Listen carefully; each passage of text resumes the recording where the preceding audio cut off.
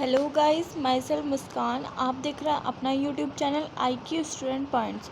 So guys, आज हम cost accounting की क्लास 5th पढ़ेंगे। इसमें हम आपका यूनिट 4 पढ़ेंगे, जो है हमारा मेथड ऑफ कॉस्टिंग। ठीक है, इसमें आपके 4 पार्ट्स हैं और हम आज पढ़ेंगे पार्ट 4, जो है हमारा कॉन्ट्रैक्ट अकाउंट। ठीक है, जो और 3 पार्ट्स हैं वो हम नेक्स्ट वीडियो में पढ़ेंगे। आपका यूनिट 4 आपका यहाँ से स्टार्ट हो जाता है। ठीक है, तो चलिए बिना टाइम वेस्ट करते हुए आपकी स्टडी स्टार्ट करते हैं। सो स्टूडेंट्स, कॉन्ट्रैक्ट अकाउंट में सबसे मेन चीज़ जो आपको होती है वो ध्यान रखने वाली ये होती है कि if profit is more than 1/4 means 25%, so profit and loss account equal to national profit into 1/3 into cash ratio. ठीक है, हमें कैश रेशियो दे रखा होता है और कितना प्रॉफिट हमने बना लिया है, कितना प्रॉफिट हमें गेन हो गया, मतलब हमने कर लिया है, हमें रिसीव्ड हुआ है कितना कैश, ये भी हमें क्वेश्चन में दिया होता है, जिसके बिहाफ पे हम नेशनल प्रॉफिट से profit and loss account find करते हैं। ठीक है, और सेकेंड है हमारा if profit is more than 1/2 means 50%, profit and loss account is equal to national profit into 2/3 into cash ratio. ये भी वही कैश रेशियो हमें दिया होता है।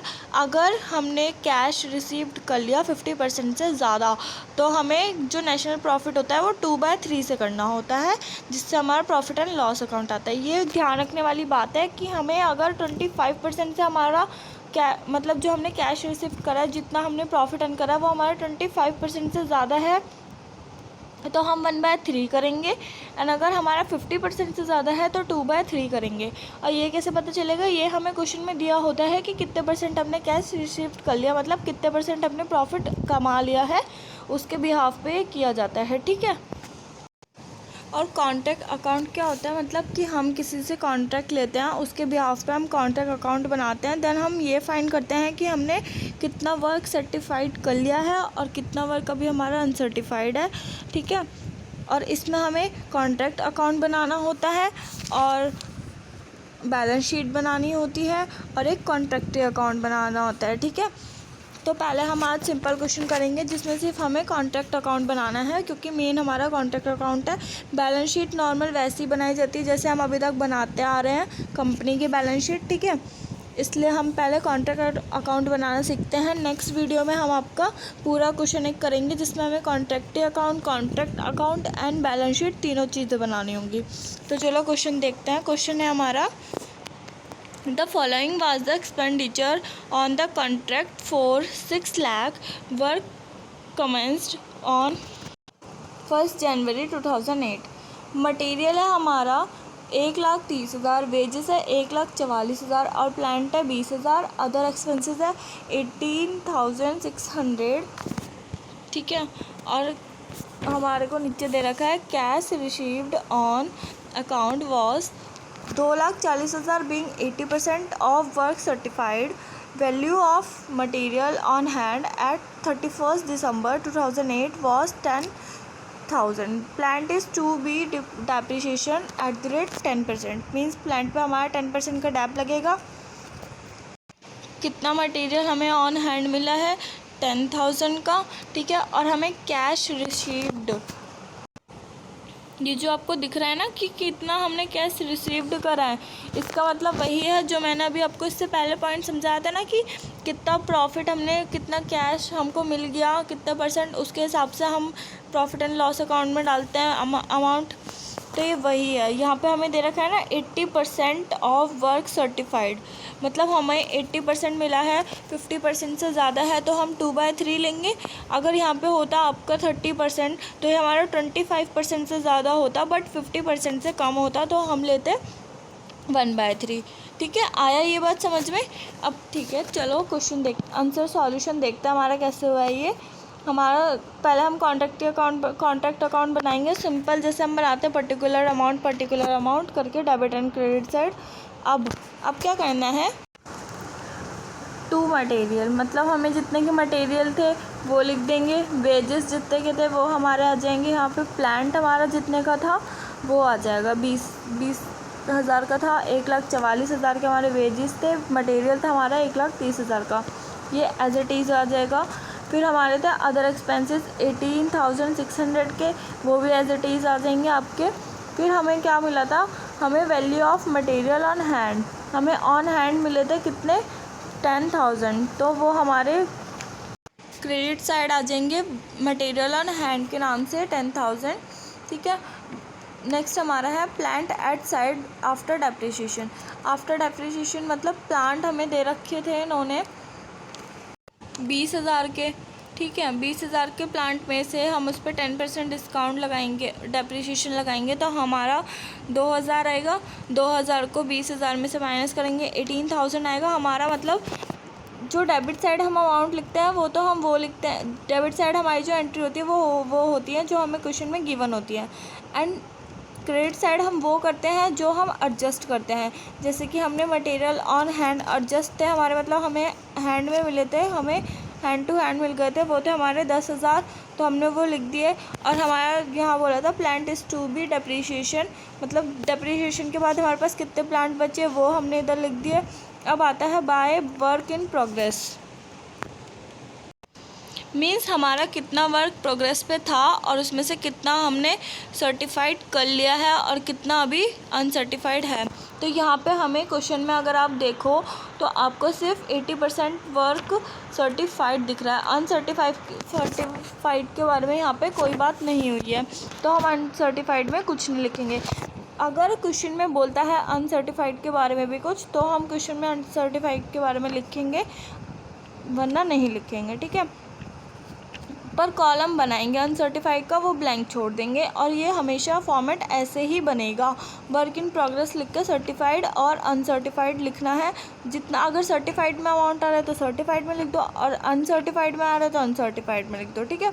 अब ये कैसे करेंगे, हमारा जो था 2,40,000 में से हमारा 80% हुआ था, तो हम इसका उल्टा कर देंगे, मीन्स हमारा 80% वर्क सर्टिफाइड था, 100/80, तो हमारा 3 लाख आ जाएगा। मतलब हमारा टोटल, इसने बोला है कि 2,40,000 80% वर्क सर्टिफाइड है, तो हमें ये तो नहीं पता ना कि हमारा टोटल वर्क कितना था जिसमें से 80% हमारा सर्टिफाइड हो गया, मतलब हमने कर लिया, 20% हमने नहीं करा। तो हम ये कैसे फाइंड करेंगे, जो 80% है उसका उल्टा कर देंगे, 100/80 करेंगे, तो हमें ये पता चल जाएगा कि हमारा टोटल वर्क कितना था। तो हमारा 3 लाख का दो टोटल वर्क था, जिसमें से हमने 2,40,000 का सर्टिफाइड कर लिया, तो हम वो यहाँ पे लिख देंगे 3 लाख, ठीक है। और अनसर्टिफाइड में हम ब्लैंक छोड़ देंगे, हमारा कुछ भी नहीं आएगा। अब टोटलिंग करेंगे दोनों साइड का, तो हमारा जो भी आएगा वो नेशनल प्रॉफिट और लॉस आएगा। यहाँ पे हमारा नेशनल प्रॉफिट आया है, जो भी आएगा उसको हम नेशनल प्रॉफिट और लॉस के नाम से लिखेंगे। अगर क्रेडिट साइड पे आएगा तो नेशनल लॉस होगा, और डेबिट साइड पे आएगा तो नेशनल प्रॉफिट होगा, ठीक है। अब एक और मैं आपको मेन बात बता दूँ, कभी लॉस आएगा ही नहीं, हमेशा नेशनल प्रॉफिट ही आएगा, ठीक है। तो हमारे नेशनल प्रॉफिट आया है यहाँ पे 15,400 का। तो अब हमें क्या करना है, अब हमें वो चीज़ करनी है जो कॉन्ट्रैक्ट अकाउंट में मेन करते हैं, ठीक है। तो हम balance CD balance BD as it is totalling के बाद यहाँ पे नीचे उतर जाएगा, bank by national profit equal to 15,400।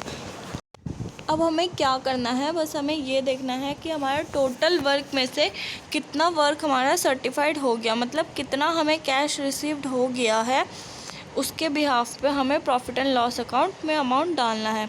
तो अगर हमें ये कैसे पता चलेगा, अगर हमें मान लो यहाँ पे तो हमें दे रखा है कि 2,40,000 हमें कैश रिसीव्ड हो गया।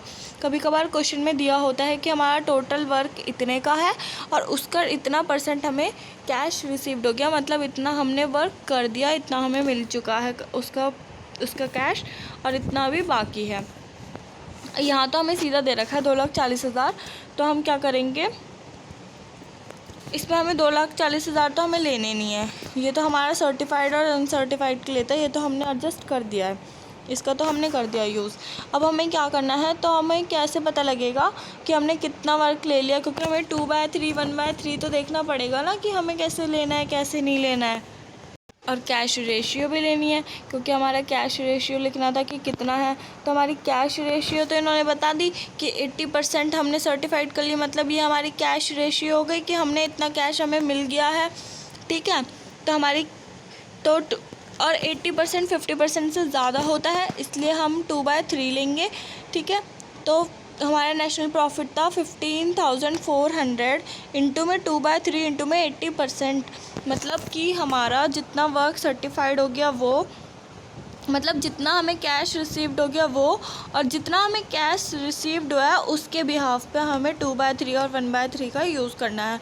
अगर हमारा 25 से अबव होता, मीन्स 30% कैश रिसीव्ड होता, तो यहाँ पे हम लेते 1/3 इंटू 30%, क्योंकि हमें 30% 25% से ज़्यादा होता है बट 50% से कम होता है, इसलिए हम 1/3 लेते हैं। यहाँ हमने 2/3 लिया है बिकॉज हमारा 50% से ज़्यादा वर्क कंप्लीट हो गया है और 50% से ज़्यादा ही हमें कैश रिसीव्ड हुआ है, ठीक है। तो जितना भी नेशनल प्रॉफिट होगा उसके इंटू में 2/3 इंटू में 80%, और जो भी हमारा आंसर आएगा हमारे यहाँ पे आया है 8,213, तो वो लिख देंगे, ठीक है। अब हमारा बैलेंस कैसे निकालेंगे, दोनों का दोबारा से टोटलिंग करेंगे, जो भी हमारा टोटल आएगा उसमें से प्रॉफिट एंड लॉस जिस साइड का टोटल ज़्यादा आएगा उसमें से कम वाले को माइनस कर देंगे, then balance CD and BD जो भी आपका आएगा वो आप लिख सकते हो, ठीक है। ये क्वेश्चन बस इतना ही है, हमें सिर्फ इसमें कॉन्टैक्ट अकाउंट बनाना था, ना बैलेंस शीट बनानी थी और ना ही कॉन्टैक्ट अकाउंट बनाना था। तो ये सिंपल क्वेश्चन है, ताकि हमने आज तक कभी कॉन्ट्रैक्ट अकाउंट बनाया नहीं था, तो ये सिखाने के लिए कि कॉन्ट्रैक्ट अकाउंट बनाते कैसे हैं। तो ये तो आपका कॉन्ट्रैक्ट अकाउंट हो गया। अब नेक्स्ट क्लास में हम पढ़ेंगे कि कॉन्ट्रैक्ट अकाउंट कैसे बनाते हैं और इसकी बैलेंस शीट कैसे बनती है।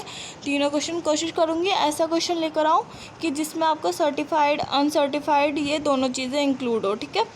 अब नेक्स्ट क्लास में पढ़ेंगे कि कैसे बनाते हैं बैलेंस शीट और कॉन्ट्रैक्ट अकाउंट, ठीक है।